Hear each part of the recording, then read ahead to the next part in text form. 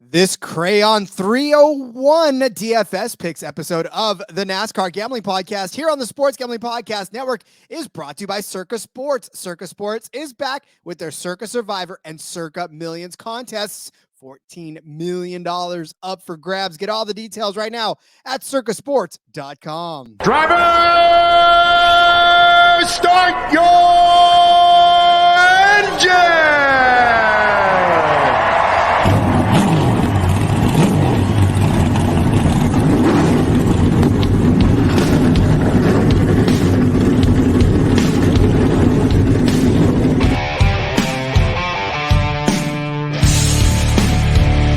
Strap in and pull those belts up tight as the Sports Gambling Podcast Network presents the NASCAR Gambling Podcast. I'll wreck my mom to win a championship. I'll wreck your mom to win a championship.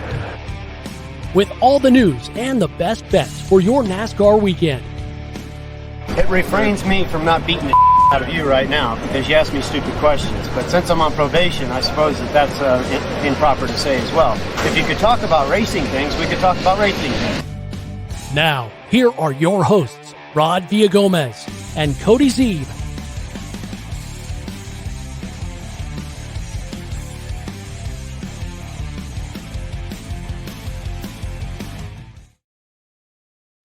I really do have to extend a gigantic thank you once again to Iconoclast for giving us the theme music to this show.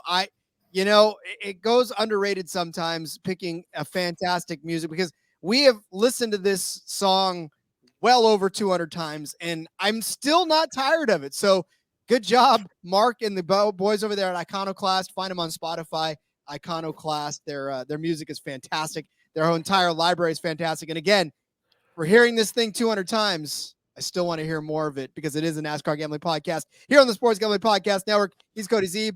I'm Rod Villagomez, pumped up by iRun by Iconoclast. Man, episode 219, Rod. That is a lot of episodes. Can't believe they've kept us around this long. But like you said, not tired of hearing that music. So that's a good thing because I love it every time. Gets me pumped up, gets me in the mood. I don't think we need to change it anytime soon. So shout out to those guys and thanks for letting us let us use your tunes. We have tried 218 times for them to pull us off. We have given them 218 reasons for them to stop letting us do this show. But it's like I told Kramer, I said, this show will go on whether or not it's on the SGPN. I'm very glad that you're keeping it on the SGPN because I'd much rather be doing it for you guys. So, yes. And I did too. Remember that meeting? I said, you did say that. So yeah, Rod's got some balls for sure. I said, this show's going to exist. It's going to be on your network or it's not. So we absolutely love the SGPN for bringing us on week after week after week, day after day after day, to talk NASCAR with you. This, of course, is the Crayon 301 DFS edition. We're going to be talking about your DFS lineups for the New Hampshire Motor Speedway. 301 laps, right? We already established, or not laps, but miles around laps this as well. It is laps. That's right, because it's a mile. Because it's a mile track. Yeah, exactly. Duh. Hey, Rod. Do some track history, will you? No, of course, it is 301.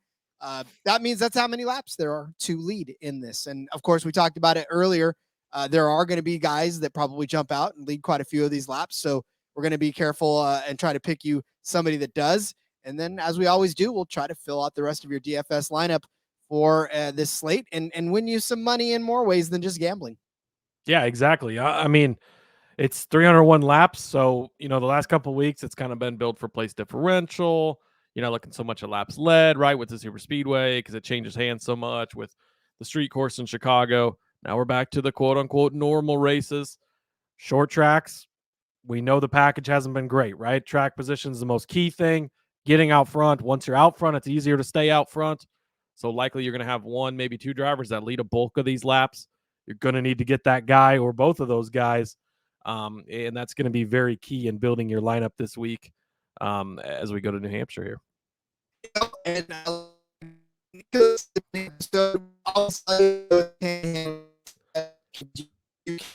your lineups based on some of the guys that we're betting on, and really, again, truly get this big picture of the race. Obviously, we'll kind of go over the race here and what we're in store for. But obviously, if you want more in depth, go back to the betting episode and you'll have some fun getting to know some drivers as well. A couple of repeats on this, but if this is the only episode you listen to, we definitely try to cover you as well. Cody, is there anything happened between yesterday or the last couple of days and today that sort of make the radar for us news-wise? Boy, I was not prepared for that question, but no, I don't think there is. I don't think we've had anything else. The SRX race going on right now as we're recording, so we don't have news on how those bets have done, but we will know for Friday's show, of course. So hopefully our guys Ryan Newman and Kevin Harvick pulling through for us over there. I did see Bob had shared that Michael McDowell locked up sponsorship through the rest of the season. So good to see for a team like that. Have a lot of times those teams, heading later into the season, they're kind of filling in sponsorships as races get closer, but for them to have it done early, that's always a cool thing. The SRX deal, we could talk about that, I suppose. We're supposed to go to Thunder Valley, I think it was, next week. There's massive flooding in that area, so they're going to be returned to Stafford where they're at this weekend, which, it's not going to be all the same drivers. There's going to be some different drivers, but the guys that are going to be regulars or guys that are going to be returning, we could maybe learn a few things from what they do tonight to handicap for next week's race. And maybe the books will come out earlier. This week, they did end up having head-to-heads. Of course, that was after we recorded our Cup Series show. With that being early in the week on Thursday, makes it tougher. But I did share some head-to-head plays in the Discord, so obviously make sure you're over there if you want those. But maybe we'll have that. Maybe we'll have that for us next week. But otherwise, yeah, pretty slow as far as the news goes for the week. Yeah, it's all quiet on the Western Front. And it's funny because I know I threw you that softball, but I knew there was nothing to talk about. So it was kind of like, did you hear anything? Because I didn't hear anything. But I will say, though, that with this SRX thing, I mean, we're slowly turning into like the motorsports gambling podcast. Not that we're ever going to, but and listen, to those of you in the Discord that are jumping all over this is why we do this. Like, we're giving you guys a whole different area to fall in love with and, I mean, get passionate about, right? That's why we're here. How great is this week, Rod? We've got to talk Cup Series. We've got to talk Xfinity Series. We've got to talk SRX. We've got to talk F1. We've got to talk IndyCar. Like, we've hit most. I mean, the only thing we didn't get to talk was trucks because they're off this week, but we'll be back on those next week. And shoot, we got a full week next week, Rod. All 3 NASCAR series are in action. IndyCar has a doubleheader at Iowa on an oval track even. F1 is back. SRX is back. Oh, yeah. Next week is going to be a lot of fun. I'm pumped already. I won't look too far ahead because we still have this weekend, of course. But, yeah, this is the best time of year to be a racing fan. We are in the heart of it. If you're a dirt track fan, Eldora's got the $1 million sprint race, the first time a sprint race has ever paid $1 million to win. That's going on this evening as well. Like, it is a great time to be a racing fan. And they're continuing to give us more and more options. We got IndyCar bets early in the week this weekend. Like, they're giving us more options, giving us more to talk about. I absolutely love it. I do too. And I also want to talk about something. Circa Sports. Circa Sports is back with their Circa Millions and Circa Survivors. $14 million in guaranteed prizes are up for grabs. For the Circa Millions, you get 5 NFL picks against the spread each week to try to win your millions. And then, of course, with Circa Survivors, just like any other survivor, pick a different money line winner each week and hope you advance.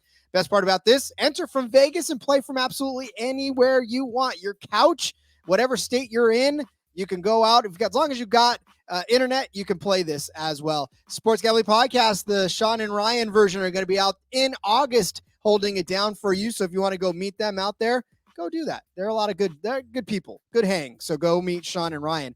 You want all the details, go to circasports.com right now. That's circasports.com.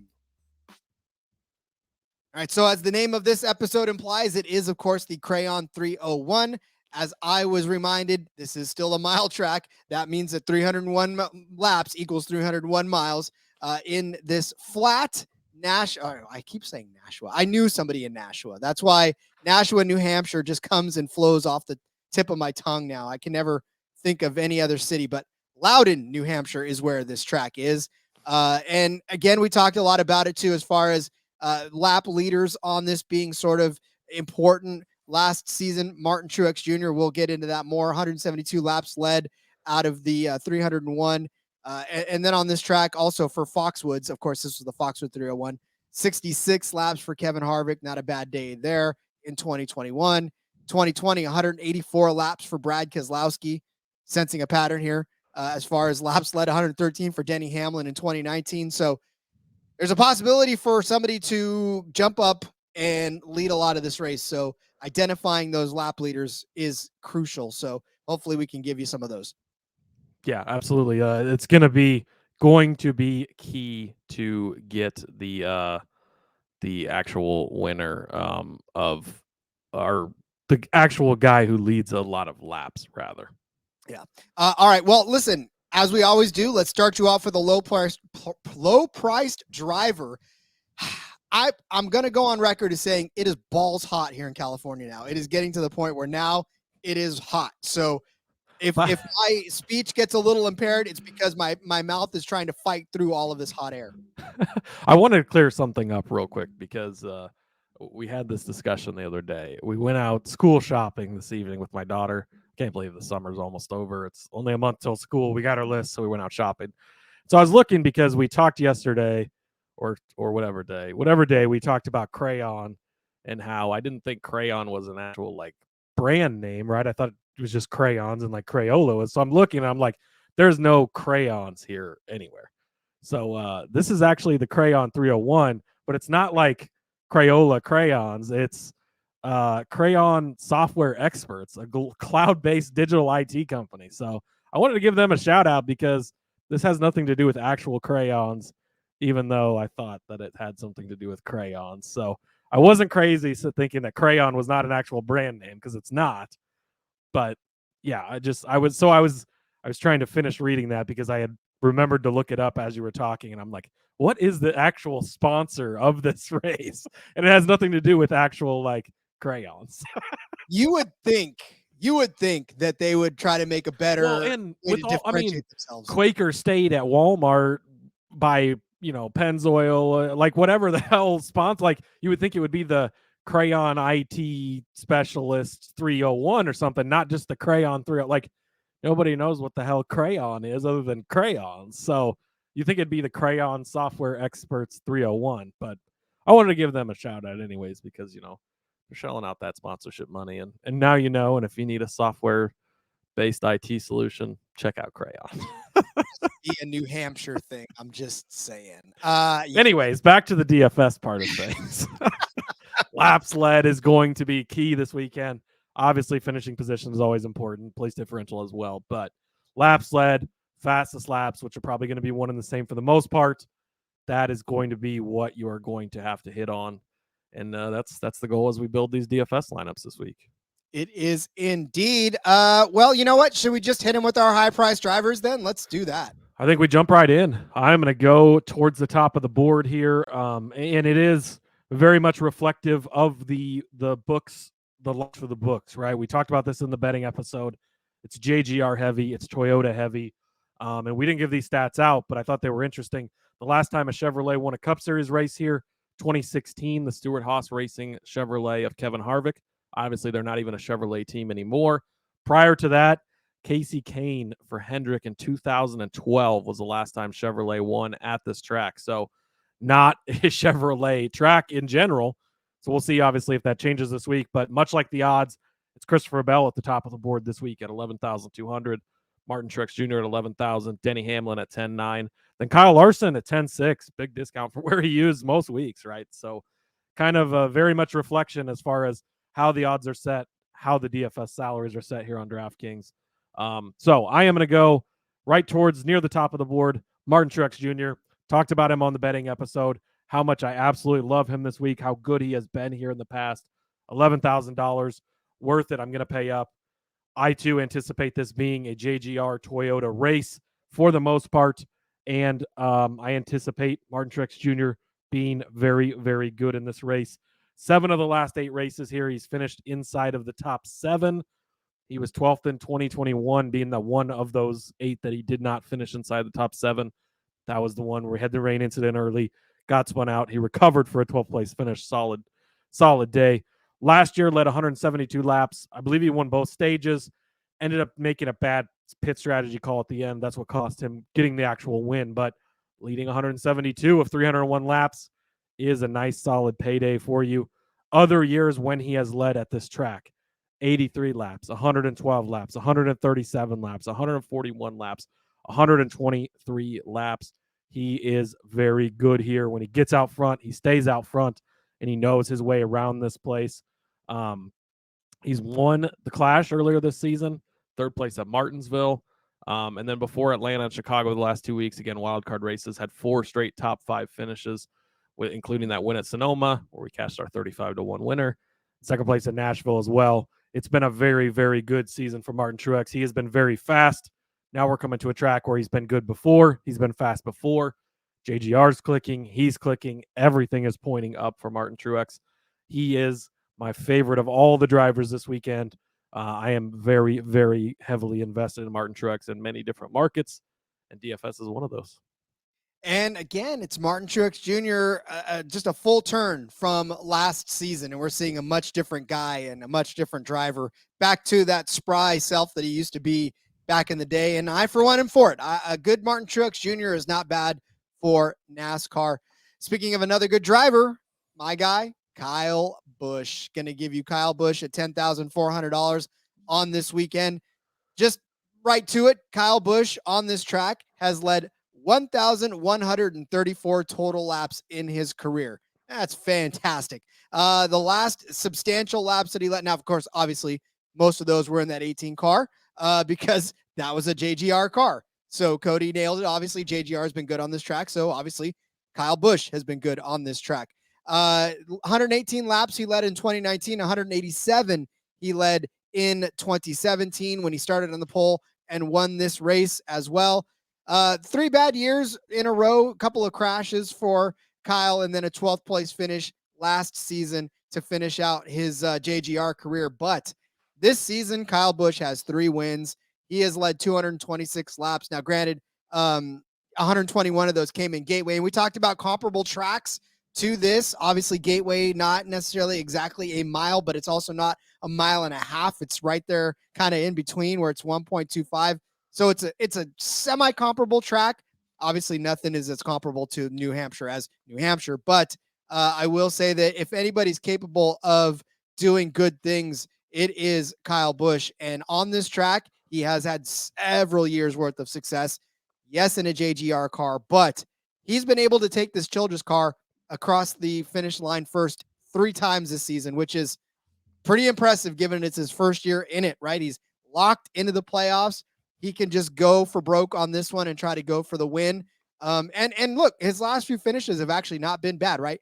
First at Gateway, second at Sonoma, 9th at Nashville, 5th at Chicago, 5th in Atlanta. Even go back before that, Charlotte 6th, Darlington 7th. So solid finishes all the way around. DFS purposes, all you need him to do is finish up there in the front, hopefully lead some laps along the way. And if he's one of those lucky guys that can, qualify up there and stay up there and lead laps, all the better for you. He's a step down at 10-4 for you. And it's, again, I think it's worth the risk, worth the price to put him up there. Last few weeks for him, 59 points. Last week, 52 the week before, 55 the week before that, 59, 105.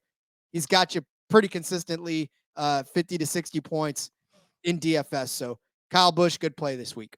Yeah, and I think he'll probably be a little bit underrated because you've got the 3 JGR guys up there. You've got Larson up there. Right below Busch is Chase Elliott. Right below him is William Byron. And then Kevin Harvick, all going to be popular plays. I think that's going to leave Busch a little bit less rostered up there at the 10-4 range. So I do think it's a good play. Again, great track history here in Toyotas at JGR. So we'll see the transition over to Chevy, but obviously he's been having a pretty good season so far with his 3 wins, 3 different styles of tracks, been very successful most places. I'm not as big on him this week as I know you are and a few other people in the industry are, but I do still think he is a good play. Indeed. You know what else is good?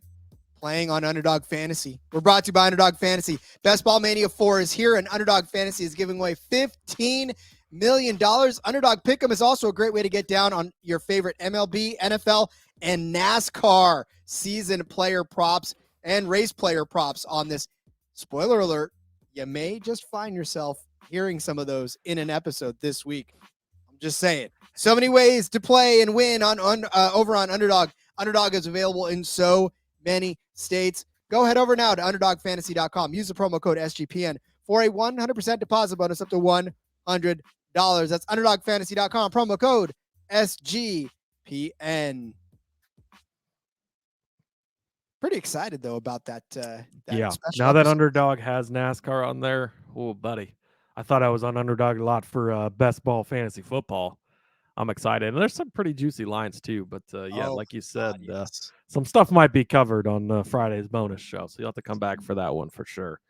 Yeah. Mid-tier driver up Yeah. next, Rod. Yes, mid-tier drivers. Let's do it. Okay, one of these things, not like the others I mentioned. Christopher Bell, Martin Truex Jr., Denny Hamlin, all at the very top of the board, all north of $10,500. They have another teammate in this race, Rod. And you have to scroll down, and you have to scroll down, and you have to scroll down.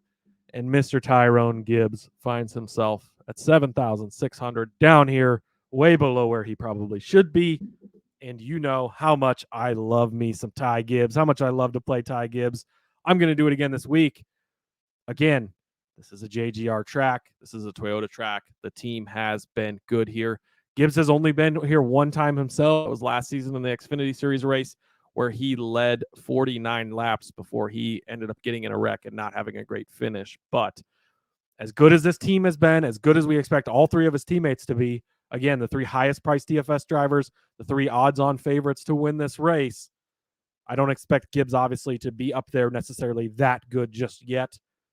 A couple of years from now, he will be, of course. We know that. But for where he is at, as solid as we've seen so many of his finishes be this year, he's just a guy that continues to make it to the end of these races, staying out of trouble, minding his own business, crossing his T's, dotting his I's, and getting good results at only 7,600. And he offers the upside of being able to do even better, of getting that top 10, of getting in the top 5, maybe even. I wouldn't be super shocked to see it. So Ty Gibbs, 7,600. He's one of my favorite plays on the board this week. You know, and for Ty Gibbs, I wonder what next season's going to bring. I know that we all, we talk about this season, but I wonder what next season's going to bring. I wonder what we're going to be talking about next season when it comes to his price, when it comes to his potential, because he's starting to realize it. And I think you're right. This price is one that you got to jump on, especially for a JGR car this low. At this time next year, we're going to look back and be like, can you believe the day we've got to play Gibbs at 76? It's coming. I mean, his talent, we all know what it is. It's already started to click, right? He's got almost a full season. Actually, I believe next week at Pocono will be his year anniversary of getting in for Kurt Busch of that car. So he'll have a full season under his belt. By the time we start next year, he's going to be a year and a half into this thing. Once that talent matches up to the experience, oh, buddy, watch out. It's going to be something to witness. But for now, continues to be a good, solid mid-tier guy, even kind of on the lower end of the mid-tier. That is a very, very solid play down in this range. And at 7,600, there's some other guys around here in this area that I like, but he's only 200 cheaper than an Alex Bowman, who's not done anything for anyone here lately. I don't believe he's had a top 10 finish since before he was injured. And some other guys in this area that there's some question marks. Chase Briscoe, 6,900. Nice. Of course, I considered him after talking up on him a lot in Tuesday's episode of the Cup Series picks. But yeah, Ty Gibbs, 7,600. Too good to pass up in this range. Yeah, you didn't want to take another shower after talking about Briscoe. I get it. I understand. I talked about him and I wrote him up in my article this week. That was enough Briscoe talk to get me until probably Phoenix later this year. Did the pad hurt when you were scratching yourself with it? I took a few showers after all of that because it just felt gross. All right. So my next driver, go right down below him at $7,500, and that is one Daniel Suarez. Talked a little about him in the betting episode. This is basically just one of those DFS plays that I am hoping for in a tournament play, because I'm not necessarily trusting him in a cash game. I believe that Daniel Suarez has the upside of a second place that he got last week in Atlanta, but he's also got the potential to finish in 26th like he did here in 2020 or 2020th. But at least the day or last year or 2 years ago, rather, in 2021, when he finished 20th, he started 31st. So there was some points to be had there. But last year too, here in this race, he started 19th and finished 9th. So a good DFS day, at least for Daniel Suarez there, for finishing position and some place differential. But what I will say about Daniel Suarez is, like I said, the upside of him is finishing second. I know it was a super speedway. I know it was Atlanta, but boy, did he have a hell of a day. He started 26th, finished second in that race. That was good for 68 points overall in fantasy. Of course, like I said, then it comes with the potential of losing you 7 like he did the week before in Chicago. But then 31 points for Daniel Suarez the week before that. So, in Nashville, it's really a roller coaster ride. And again, this is not one that I'm going to put in cash games because I don't think that you're going to get a good floor with him. But if he hits his ceiling, then I'm all for it, because Daniel Suarez at his ceiling is going to give you at least 57 points like he did in the Daytona 500, and at $7,200 or $7,800 or $500 this week, like his 68 points that he gave you last week at $7,200, that's a hell of a day. And even if he gets you, like I said, 55 or 54 points or somewhere in that range, I'm going to take that, because that's still really good value on Daniel Suarez. That Trackhouse team was on fire, right? They won 2 in a row. Chastain was running well. Suarez finished second. I keep going back to that because it's true. Finished second last week. This Trackhouse team has got some momentum rolling with it. Again, I'm not expecting him to finish, in the top 3 again this week, but I'll take a nice solid top 5, maybe even a solid top 10 effort out of Suarez, especially if he starts somewhere in the 20s again and doesn't have a good qualifying effort, but manages to outlast and sort of find his way up to the front and be fast enough to do that. So like I said, I'm going to take that chance. I'm going to take that swing at $7,500 for young Daniel Suarez as my mid-tier driver. Yeah, I like it. Again, Trackhouse has been on fire lately. 2 first-place finishes in a row with 2 different drivers. Then their third different driver gets a second-place finish at Atlanta last week, that being Daniel Suarez, of course. But yeah, they've definitely got a lot of positive momentum. You get the big, huge Anheuser-Busch announcement this week for them. Everything is going well over in that camp. And Suarez, one of those drivers right there on the playoff bubble, right? So he needs to have a good, solid points day, get a good, solid run. I think they're going to continue to focus on that, and I think that Suarez will be a good play this week as well. So I know it's just for Chastain, but do you think they would give Suarez any sort of just a throw in there one race and put him in some sort of Anheuser-Busch type of a car? Like I said, I know it's just for Suarez, but yeah, I mean, you've seen them share sponsors though at Trackhouse. Like I think Jockey's been on both of their cars. I think that even what is it? Tootsie's, is that the one? I think it's been on both. And we've seen it with Anheuser-Busch before, right? Where the 4 and the 14 in the Stewart-Haas camp would both have them. I mean, Suarez is a Coca-Cola driver, so obviously he's already got his quote-unquote beverage, but Coke and Busch aren't really competing too much. So I think you would see some crossover there, but I would imagine that, if and when Daniel wins again, they're going to have Busch Light in there for celebration, along with the Coca-Cola, I guess, too. But yeah, I think there will be some crossover. And again, any money coming into the team helps both programs. It's not like they have the Anheuser-Busch money marked only for the one car or anything like that. So I think in an overall sense, it's all good for the program. And I wouldn't be surprised to see them. I know it's like races like Kansas and stuff where it's big Busch Light country. That's where Boyer and Harvick would both run the 14 Busch car and stuff like that. So I think that you probably will see some crossover there. All I'm saying is Modelo's missing out. That's I'll leave. I mean, geez, yeah, Modelo, Corona, like, come on, you got a Mexican born driver in the series. What are you doing? I'll get on the horn. And we can see if we can put that on Daniel's. Daniel's later. Yeah, and hey, they're 51% owned by Budweiser, technically, or whatever, Anheuser-Busch. The partnership already kind of sets itself up there. So who knows? maybe they'll see some cross promotion there, right?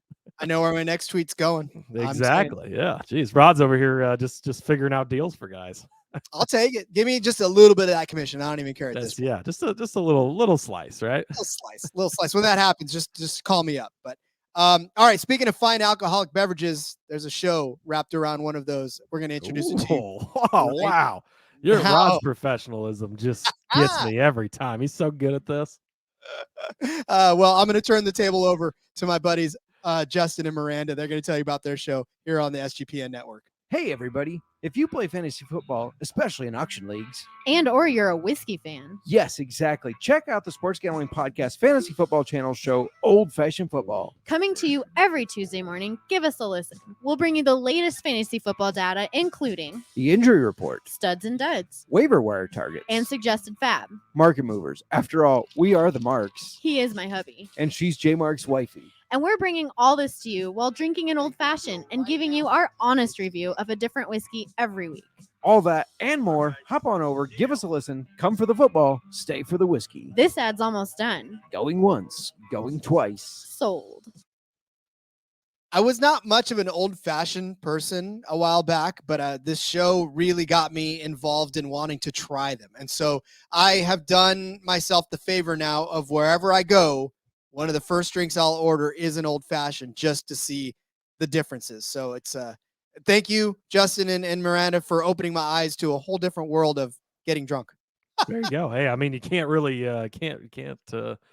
fault you too much for that. That's the way to do it, right?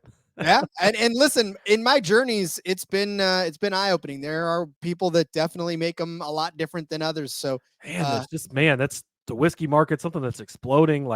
And they've talked about so many different brands and tried different styles and everything. And it's not all just whiskey. Like, it's different. They all have different flavors and hues and, ages. And there's a million different ways to do it, much like any other alcohol at this point in time. But yeah, it's pretty entertaining. And they'll go into, Miranda's always got her history of the distillery and how it got started or where the recipe came from and all that stuff. So you're not only getting all the fantasy football knowledge, the auction part of stuff mixed in there, but you're getting a history and background on whiskey too, which is pretty damn entertaining and exciting. Hey, from somebody who listens to a ton of history podcasts, I love it just for that. Yep. And of course, all these whiskeys have different price points, right? They've got high, they've got mid-tier, and they've got low priced. So what are our low priced whiskey drivers? For the people that don't necessarily want to have the top shelf stuff, they're happy with the well. Oh yeah, what's our well whiskey of the week, right? Well, my my well whiskey of the week, Mr. Todd Gilliland himself, only $4,800. Getting a nice discount on him. I mean, looking back all the way back to Coda, he's not been under $5,000 at all. I don't know why they've dropped his price down so much this week. 4,800. He's averaging 27.2 points per fantasy points per game, per race rather, but that's better than his teammate Michael excuse me, better than his teammate Michael McDowell. That's even better than Ty Gibbs, which is insane to think about. But Todd Gilliland has been delivering results. He's not even been in a front row car for all those races. He's been in a Rick Ware car in a couple of races, but continues to get results. Does not get you negative points very often. A couple weeks ago at Nashville, he did check in at -2 points, but the last couple weeks at Atlanta and Chicago, 21.8 points, 30 points.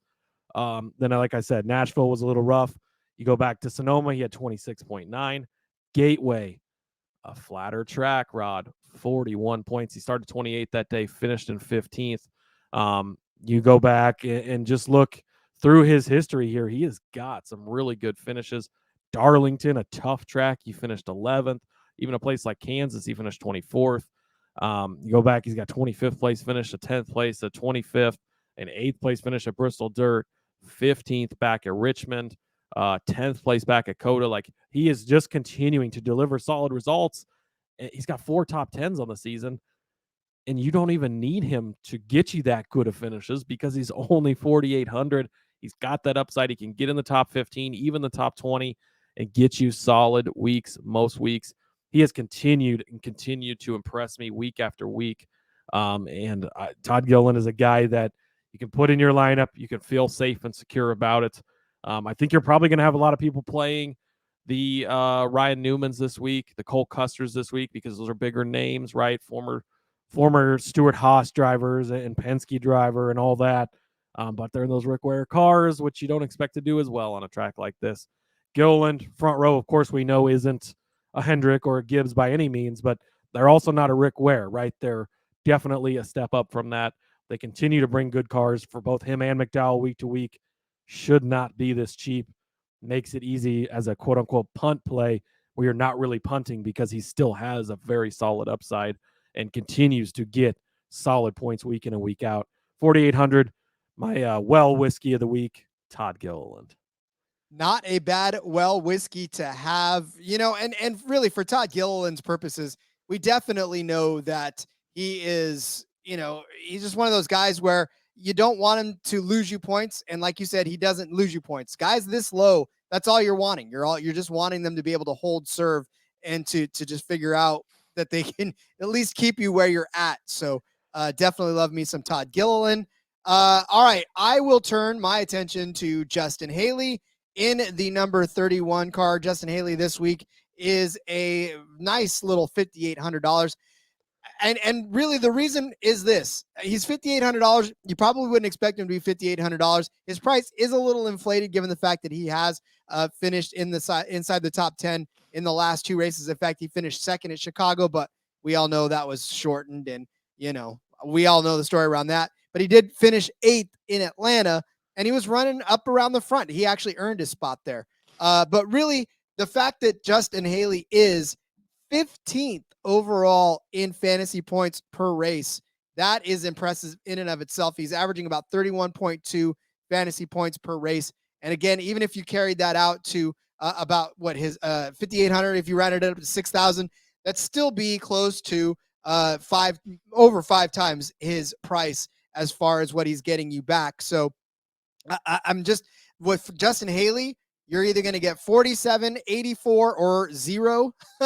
But again, he really hasn't lost you any points this season at all. In fact, go back before his 0, where he started 3rd in the Ally 400 over there in Nashville. He started 3rd, finished 23rd. So not a good day for him there. Didn't get you any points. But before that, 24 in Sonoma, 34 at Gateway, 29 in the Coke 600 over there in Charlotte. So, he's gotten you some decent solid finishes all the way across. In fact, the 50 points that he got you in Darlington was a fantastic day for Justin Haley. Started 22nd, finished 8th that day. Kansas started 30th, finished 18th. Not a bad day for him there. He got you 38 points in that race as well. So like I said, he doesn't lose you points very often. Bristol Dirt, 25. He started 25th, finished 6th, got you 57 points that day. Good, solid outings for Justin Haley. He's just a guy that you can plug into your fantasy lineups and basically know that his floor is decent and his ceiling is amazing. So I wouldn't even be afraid to play him in any cash games this week, just given the fact that I know I'm going to get points out of him, which some of these other drivers down here in this area, I can't necessarily say that I have that same sort of confidence in that scenario. So give me Haley at $5,800 and I won't look back. Yeah, no, I think he's a great play. Momentum's on his side. He's been performing well lately. Allmendinger, who, we were kicking him earlier this summer. Like, is he still alive? Like, we weren't sure, but he's been picking it up. They've got forward momentum at Colleague as well. Things have been looking really good for that program. And yeah, they just continue to perform well. And I think that Haley's a good play here as well. Indeed. All right. Did you plug all of our guys into the lineup? Do they all fit?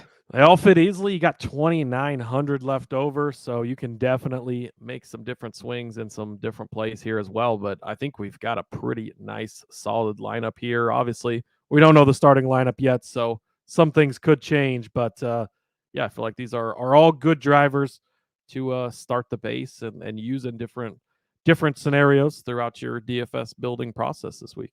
All right, well, open your DFS apps up and get ready. We're about to go over the drivers for you. Cody started you out with Martin Truex at $1,100. I gave you Kyle Busch at $10,400. Cody took a step down to Ty Gibbs at $7,600, and I went with Daniel Suarez at $7,500.